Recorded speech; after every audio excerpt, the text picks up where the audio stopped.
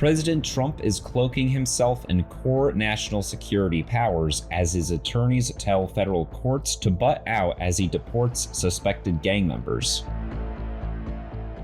These are the monsters sent into our country by crooked Joe Biden and the radical left Democrats. How dare they? Thank you to El Salvador, and in particular, President Bukele, for your understanding of this horrible situation, which was allowed to happen to the United States because of incompetent Democrat leadership. We will not forget. The administration sent nearly 250 Venezuelans purported to be members of the Tren de Aragua gang to El Salvador, drawing scrutiny from a federal judge who had ordered the planes to be turned around, and from immigrant rights defenders who said Trump was trampling on fundamental constitutional rights. Mr. President, did the administration actually, speaking of orders, violate Judge Boasberg's order in sending back the Venezuelan gang members and not bringing the plane back? I don't know. You have to speak to the lawyers.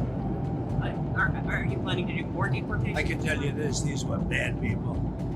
That was a bad group of, as I say, hombres. That was a bad group. When you look at them and you look at the crimes that they've committed, you take a look. You don't get any tougher, you don't get worse than that. You understand that. So, but you'd have to ask the lawyers. Yeah.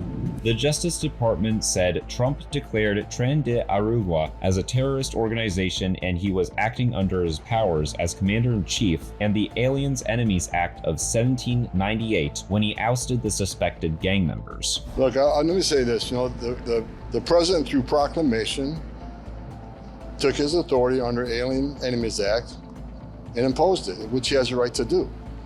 TDA has been designated terrorist organizations. TDA is an enemy of this country. The president did the right thing, I stand by it.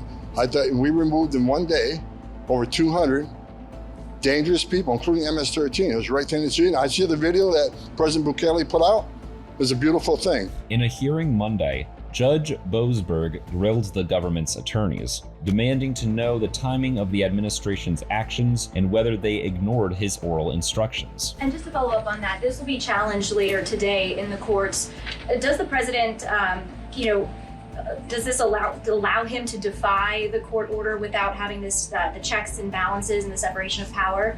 No, in fact, this administration acted within the confines of the law, again, within the president's constitutional authority and under the authority granted to him under the Alien Enemies Act. We are quite confident in that, and we are wholly confident that we are going to win this case in court. There's actually questions about whether a verbal order carries the same weight as a legal order, as a written order, and our lawyers are determined to ask and answer those questions in court. Salvadoran President Nayib Bukele, who is being paid $20,000 per person per year to hold Tren de Aragua members in his terrorism confinement center, mocked Judge Boasberg's order.